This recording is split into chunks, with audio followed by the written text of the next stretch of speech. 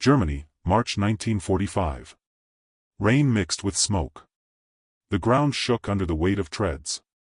I crouched behind the steel shield of my 57mm G*N, blood on my fingers, lungs full of powder smoke. The air smelled of rust and gasoline. My breath fogged against the breach. Out in the fog, a German armored column crawled through the valley, tanks, half-tracks, and fuel trucks. Their engines echoed against the wet hills like thunder rolling through tin.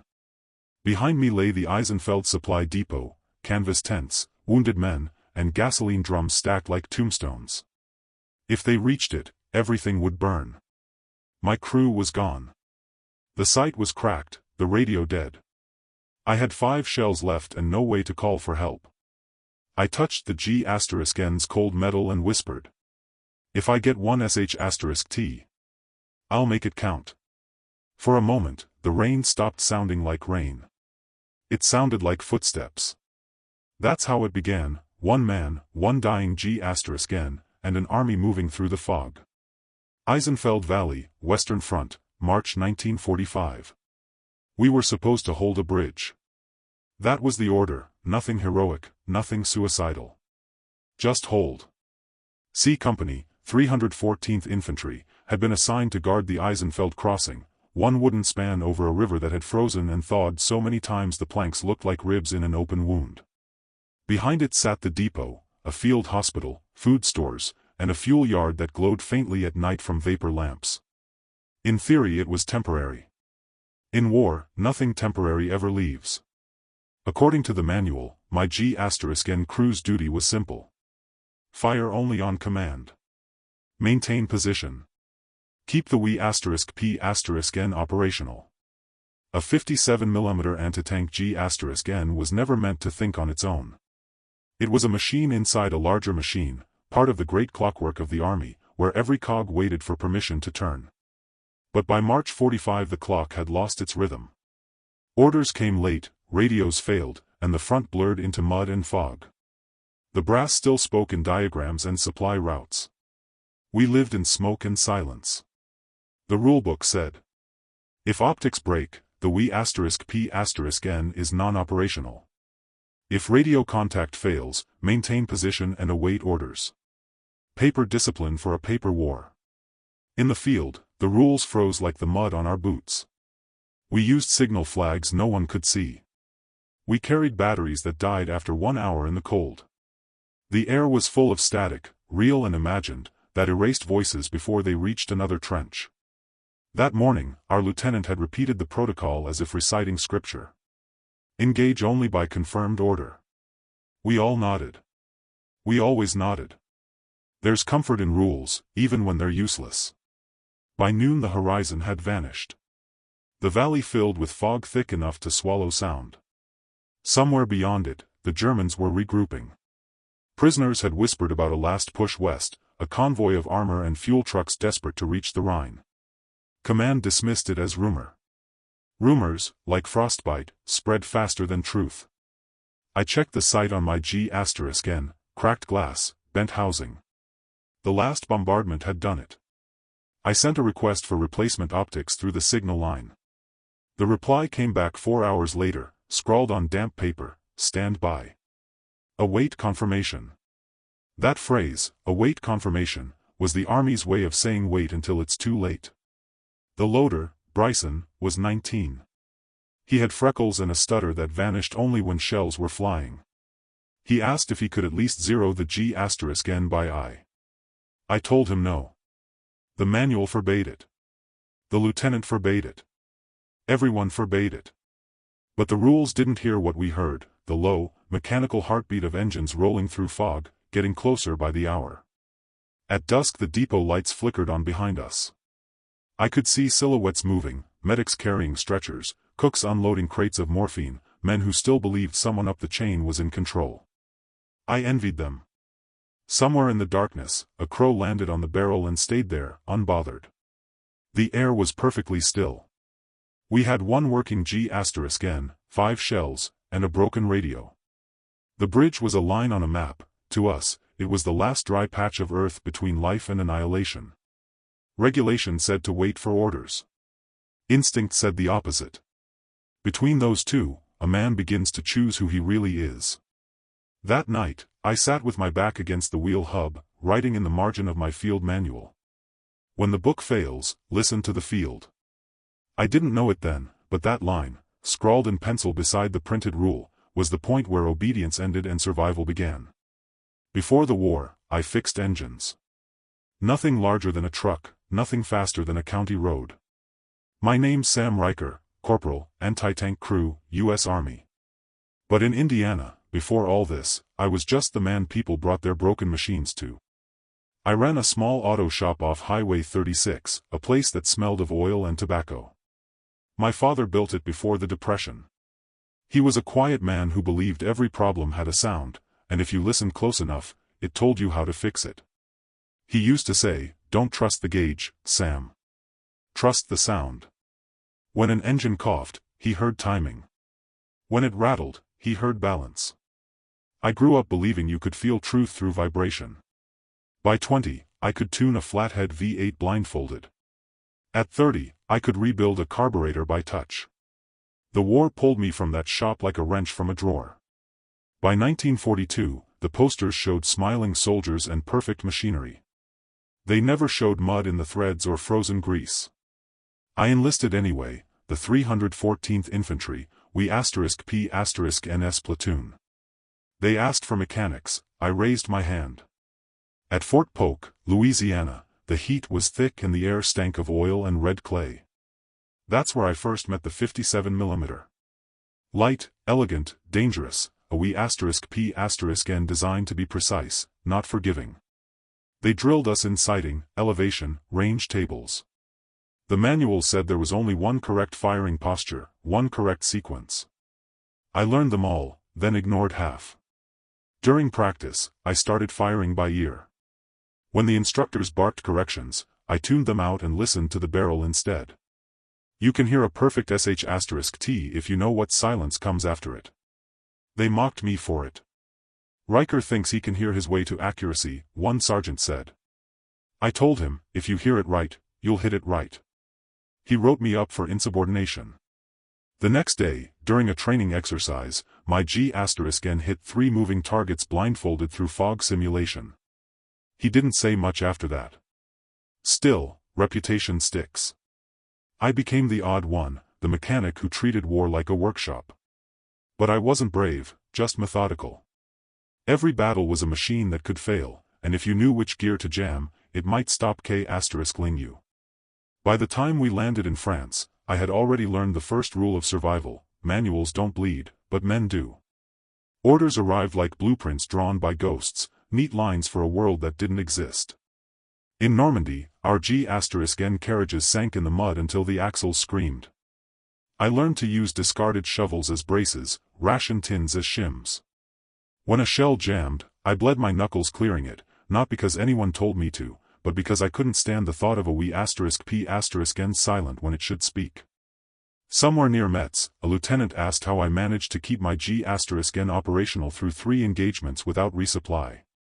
I told him the truth, I stopped asking permission to fix it.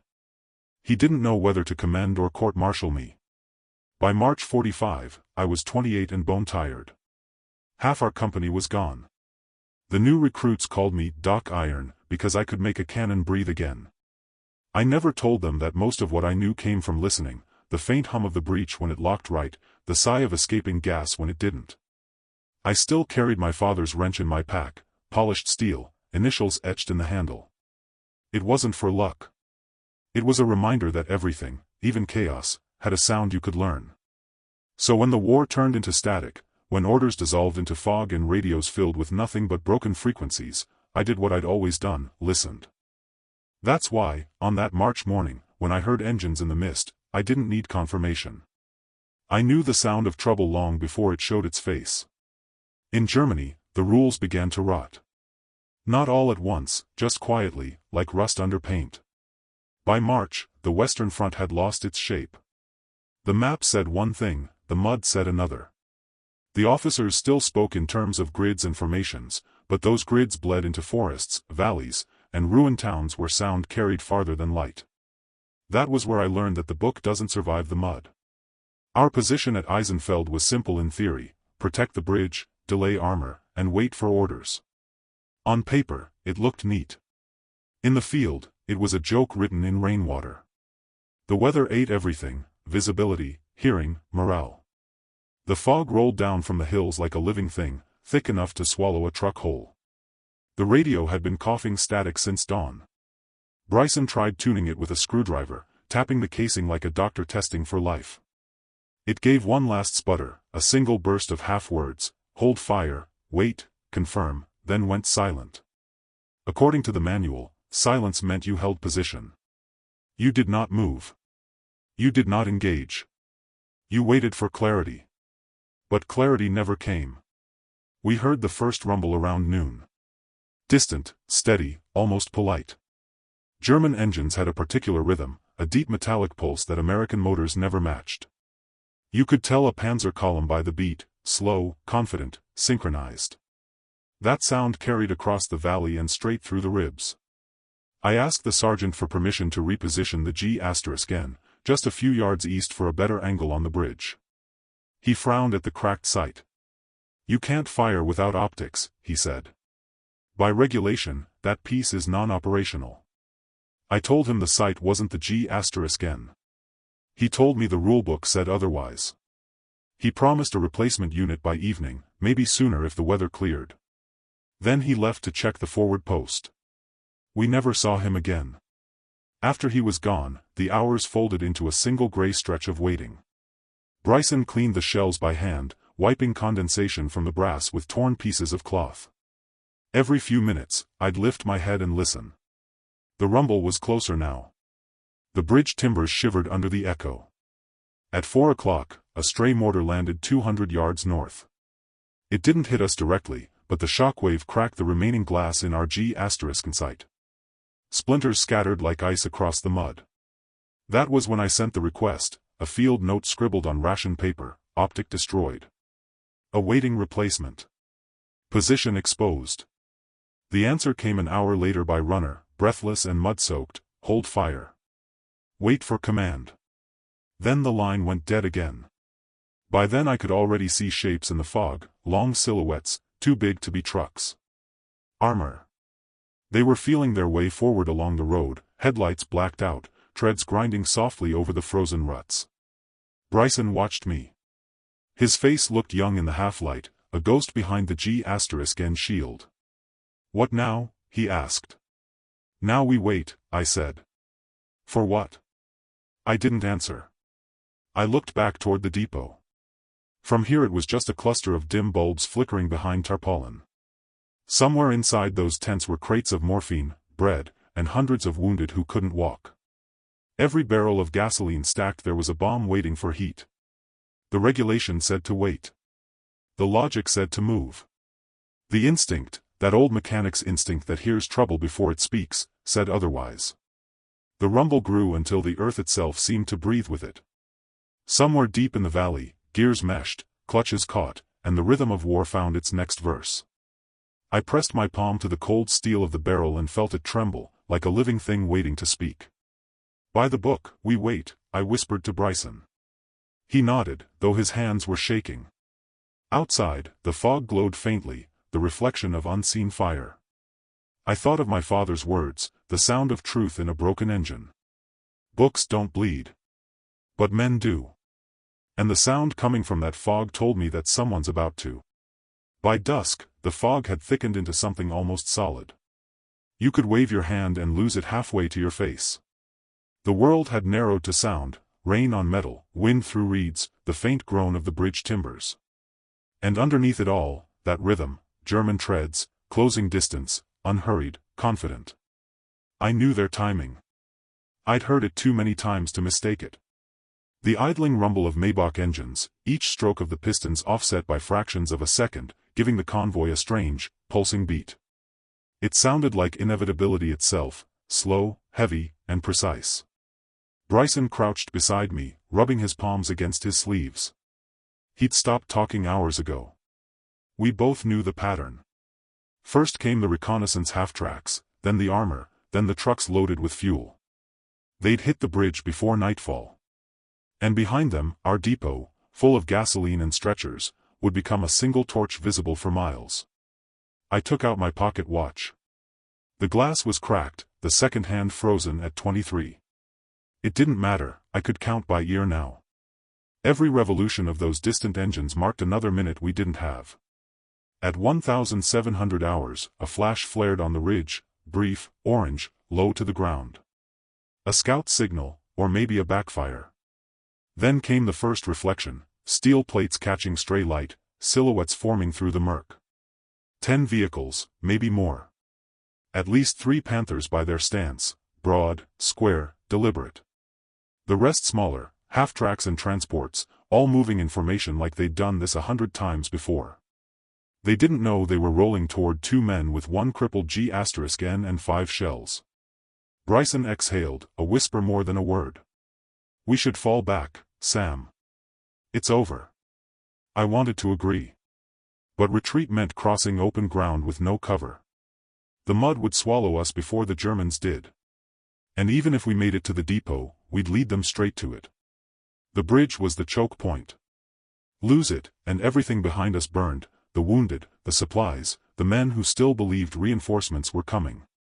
I knelt beside the breach, running my hand over the barrel like a surgeon feeling for a pulse. It was cold, damp, but solid. The sight was shattered, yes, but the core still breathed. If I could calculate by distance and sound, maybe, just maybe, we had a chance. Bryson wiped his face with a trembling sleeve. "Command said hold fire." "Command's not here," I said. He didn't answer. The first Panther reached the far end of the bridge. Its treads creaked on the planks, slow and steady. The bridge moaned under its weight. I could feel the vibration through the soles of my boots. Another followed. Then another. The convoy stretched beyond the ridge now, tank after tank emerging from the gray like phantoms, exhaust pluming white in the damp air. Their headlights were hooded, but sparks from their tracks glowed faintly, tiny meteors in the fog. I leaned closer to the barrel, listening to the echo under the bridge, the hollow resonance of wood and water. If we hit the wrong place, they'd still cross. If we hit the right one, we might trap them long enough for the fog to finish the job. The air pressure changed, a subtle drop that meant weight had shifted on the span. 2 tanks, maybe 3, were now fully on the bridge. I counted the seconds between their treads, gauged the rhythm, the pause, the strain in the timbers. "Loader," I said quietly. Bryson blinked. "Sir?" "Shell ready. Don't chamber until I say." He hesitated, then pulled one of the armor-piercing rounds from the crate. The metal gleamed faintly in the lantern light, dull gray against his bloody hands. Outside, the fog moved like breath. You could feel it pressing close, wrapping around the G*N, dampening every sound except the ones that mattered: engines, steel, water. I adjusted elevation by instinct, 5 degrees lower than standard. I didn't aim for the tanks, I aimed for the riverbank just under the bridge's far support. The manual said you never waste shells on structure. The manual wasn't here to see the bridge shake. Bryson's voice cracked. "If they see us." "They already will," I said. "Just not in time." He swallowed hard. "You really think we can stop them?" "No," I said. "But we can make them stop themselves." The next moment stretched thin as wire. 10 tanks advancing. 2 men waiting. 1 chance. And in that narrow space between orders and action, the war decided what kind of man I would be. The fog swallowed the bridge until it was just a shadowed shape, a darker gray inside gray. You could hear the weight of it though, the timbers groaning under steel and rain. Each tread beat a pulse through the ground, slow and certain, like the planet had grown a heartbeat. I ran my palm along the G*N barrel. The metal was slick with condensation. Beneath the chill, it hummed faintly, ready, waiting. For a second, I thought of that workshop back in Indiana, of pistons warming in the morning light, of my father's words, "Listen first." So I listened. The air told me everything the sight no longer could. The bridge's planks creaked at intervals, the river shifted with each tremor, the tanks moved in rhythm, perfectly timed by German discipline. The first had reached the center span. 2 more were lining up behind. Each one weighed near 45 tons. Together, they were overloading a structure meant for wagons. I turned to Bryson. His eyes were wide, waiting for permission that wasn't coming from any officer.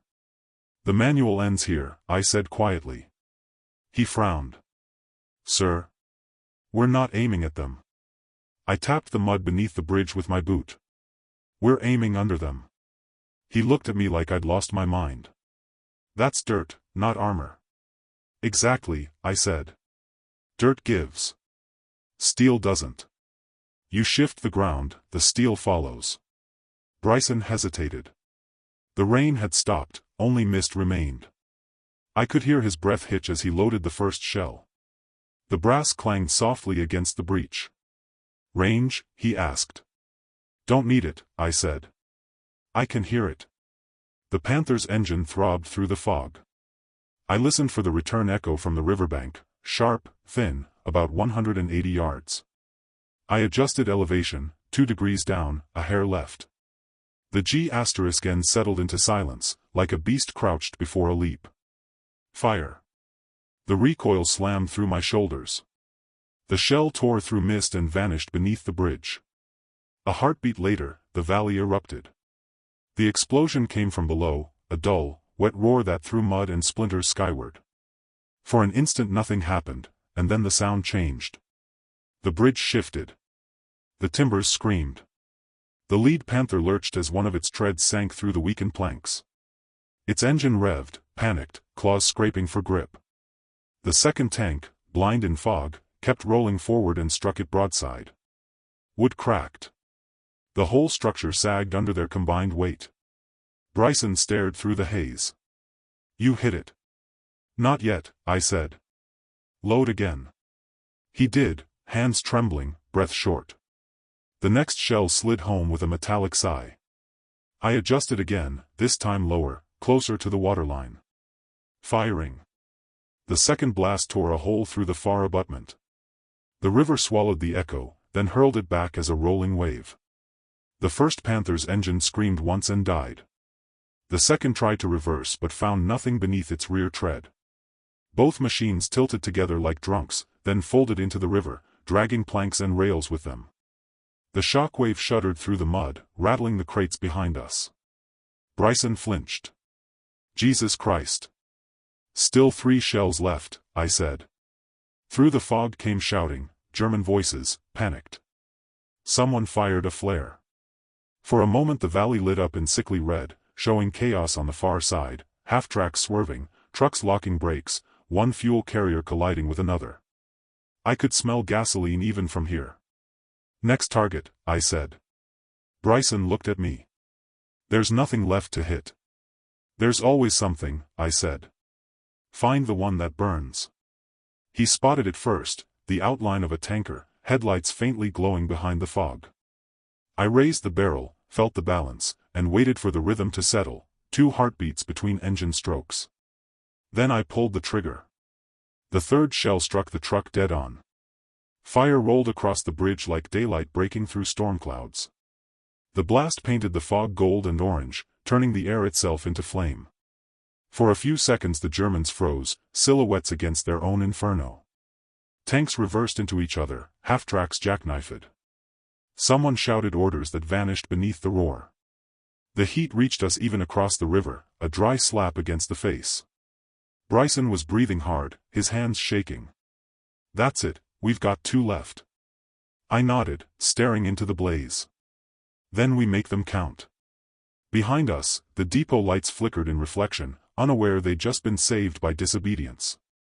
And in that moment, standing beside a G*N no longer blessed by the rulebook, deafened by my own rebellion, I understood what my father meant. Sometimes the only way to fix a machine is to break the part that keeps it from working.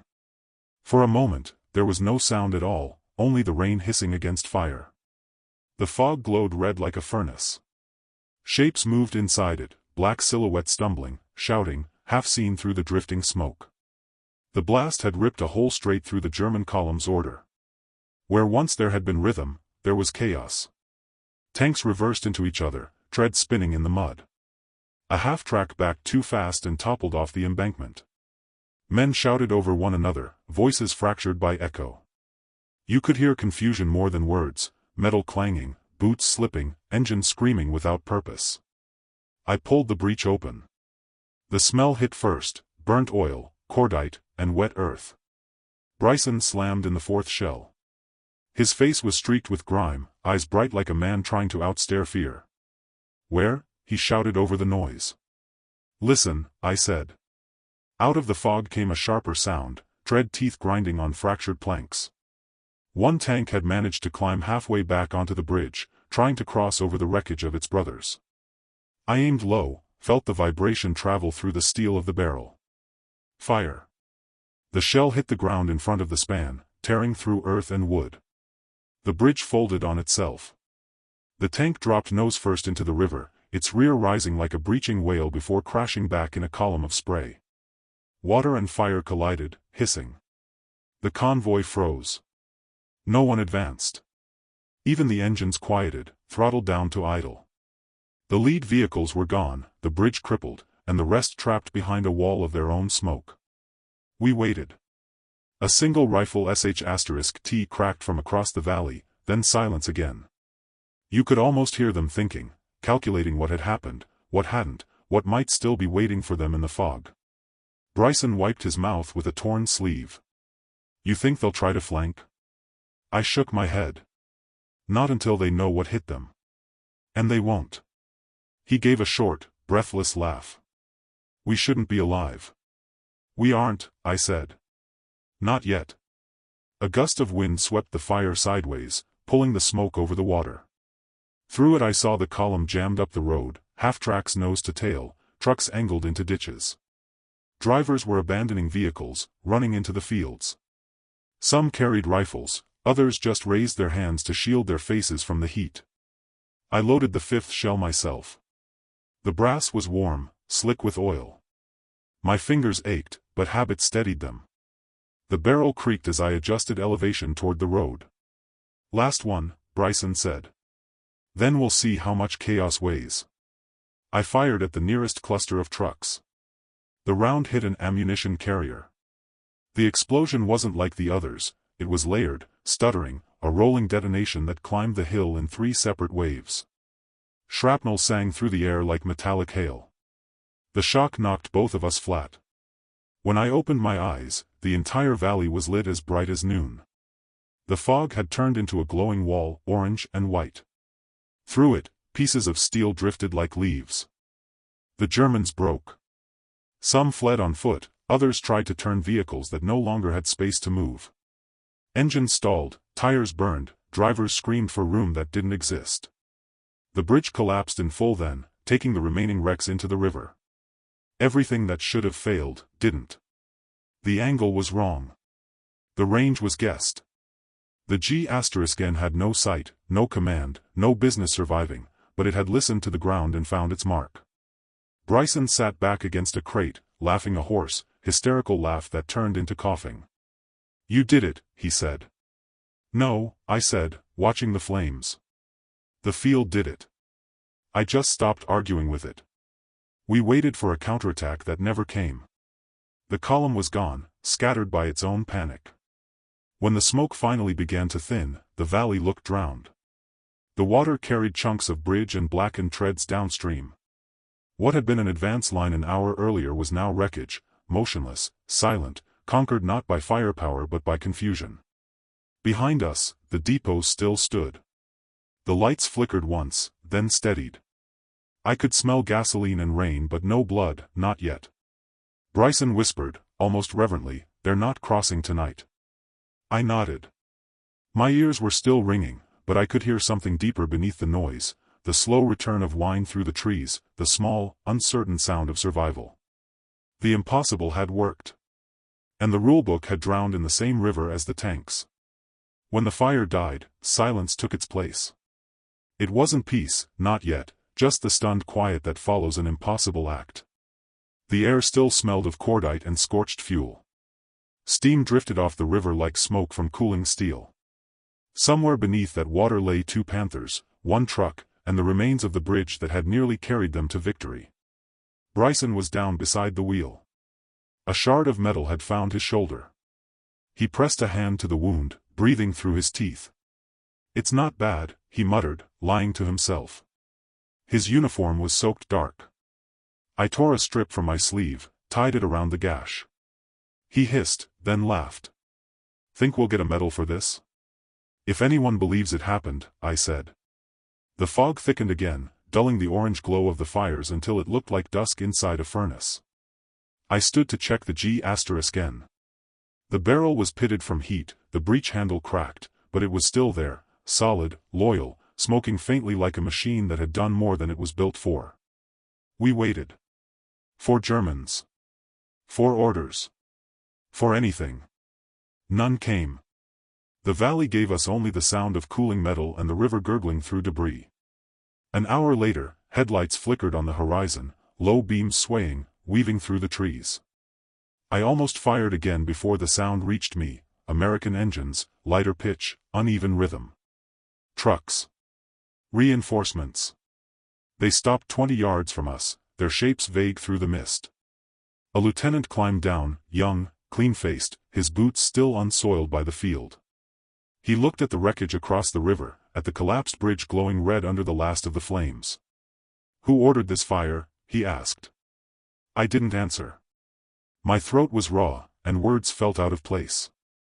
Bryson lifted his head weakly and said, "No one." He just listened. The lieutenant stared at me, then at the G*N. His eyes moved over the broken sight, the bent axle, the improvised sandbags we'd piled against the wheel hubs. He opened his mouth like he meant to lecture, then closed it again. There were times even the army ran out of words. Medics hauled Bryson into a truck. They offered to do the same for me, but I waved them off. I wanted to see daylight on the river. When the engine started, I sat beside the G*N and watched the smoke drift. By dawn, the fog had lifted. What it revealed looked like the end of a world. Burned trees stood like black spears. The river ran thick with oil. The far bank was a litter of twisted steel and torn uniforms. No movement. No enemy. Only the faint hiss of water against wreckage, the sound of defeat cooling in the current. When the report was written later, it was dry, clinical, stripped of everything that mattered. Corporal Samuel Riker acted without orders using unregulated firing methods. Prevented enemy armor from reaching Eisenfeld Depot. No mention of the fog. No mention of the bridge's groan before it fell. No mention of the sound that told me where to aim. They called it an unauthorized engagement. Command language for a miracle no one wanted to explain. Bryson lived. They took him to the rear for surgery. I didn't see him again. The lieutenant shook my hand before leaving.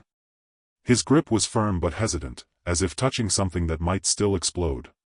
That night, I cleaned the G*N, wiped the mud from the barrel, polished the breech, patched the cracked sight with a scrap of glass from a lantern. No one ordered me to. It felt wrong to leave it wounded after what it had done. The next morning, the depot commander came down to inspect. He asked the usual questions: position, timing, ammunition count. I answered in numbers, not feelings. He nodded, made notes on a clipboard, then paused. "You disobeyed a direct standing order," he said. "Yes, sir." He stared at the wreckage across the water, the black skeletons of machines half sunk in the current. "Good." He signed the report, turned, and left. When night returned, the valley went quiet again. The fog crept back, soft as ash. I sat beside the cold barrel, hearing the faint ticking of cooling metal, the echo of decisions that shouldn't have worked but did. Sometimes the silence after battle is heavier than the noise itself. You start hearing the questions you never had time for. Did I save them, or just delay the inevitable? Did I follow instinct, or did instinct follow me? I never found answers. Only that same mechanical rhythm, the river against the wreckage, beating steady as a heart. Years later, when the smoke had settled into history books and the names of rivers became coordinates, someone at Fort Sill found my report. It was buried between ammunition requisitions and after-action summaries, 3 pages, typed by a clerk who hadn't been there, who couldn't have known how fog smells when it burns. They turned it into a lesson. Not officially, not with citations or parades. Just a quiet paragraph added to a new field manual in 1948, under Auditory Targeting Under Pressure. A small heading, Riker's Method. No story, no sentiment. Only procedure. When optical equipment is lost, use ambient sound to estimate distance and target movement. Note resonance change in terrain under treads or artillery pressure. Trust your instrument, your ear. That was it. My war, reduced to 12 lines of text. But it spread. Instructors at Fort Sill whispered about it during artillery school. Young G***ers were told, when the sight dies, use the sound. Some called it superstition, others practiced until they could tell tank models by vibration alone. I never taught it myself. I went home instead, to Indiana, back to the shop that hadn't changed except for the dust. The tools were where I'd left them, the wrench still hung over the bench. I turned it in my hands and listened to the quiet hum of the building, the old wooden walls creaking in the wind. Everything had a voice again. Sometimes kids from the new technical college stopped by. They'd ask about engines, about torque ratios, about the war. I'd tell them machines are only as smart as the people who listen to them. They'd nod politely, not understanding that I wasn't talking about engines. In '52, I got a letter with an Army seal. Inside was a clipping from a training circular. My name wasn't there, but the phrase was, the Riker Adjustment Principle. Someone had turned instinct into doctrine. That same year, an engineer from Aberdeen wrote me asking if the method had been intentional or a situational improvisation. I didn't answer. If he had to ask, he wouldn't understand the reply. Time does what artillery never could, it erases edges. Eisenfeld became a training case, a story officers told to fill quiet evenings. The depot still stood for a while, patched and painted. Then the army left, and the valley forgot. But the locals remembered differently. They rebuilt the bridge out of concrete and named it Riker's Crossing. A plaque appeared one spring, to the unknown G***ner who stopped the column. They got the date wrong by 2 days. That felt right somehow, truth always drifts in fog. Every March, children walk down to the river with yellow flowers. They throw them into the current, not knowing why. Their parents tell them it's for a soldier who saved the town when the fire came. No one mentions rules or manuals. They just say he listened. Once, years later, I drove back through Germany on business. The valley looked smaller. Trees had grown where the craters used to be. The river was calm, thin as a ribbon of glass. I parked near the bridge and walked to the edge. The water murmured beneath, carrying its slow, metallic song. I closed my eyes and heard it, the same deep rhythm that had guided me through the fog that night. The same pulse under the treads. The same heartbeat of earth and iron. It no longer sounded like war. It sounded like memory learning to breathe again. I realized then that survival isn't glory. It's maintenance. You keep the world running a little longer until someone better prepared takes over. Manuals change, instincts don't. Before leaving, I placed my father's wrench on the railing, initials still worn smooth from years of grease and fear. It caught the sun, then fell into the water with a sound small enough to be forgotten.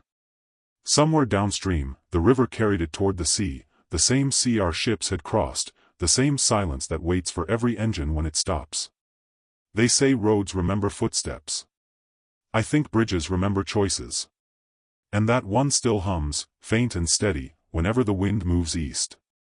He broke the rules, and saved them all. Manuals teach precision. Fields teach consequence. The sight was gone, the radio dead, the orders silent, yet the G***N spoke, because one man refused to let the book think for him. Some say courage is noise. It isn't. It's the calm between commands, the quiet moment when instinct outweighs instruction. They wrote my name once, then replaced it with a method. That's fine. Methods last longer than men. When I dream now, I still hear it, the low hum beneath the fog, the whisper of treads over soaked earth, the heartbeat of the bridge before it fell. I aimed wrong, by every rule ever written. But the sound was true. And that, in the end, was enough.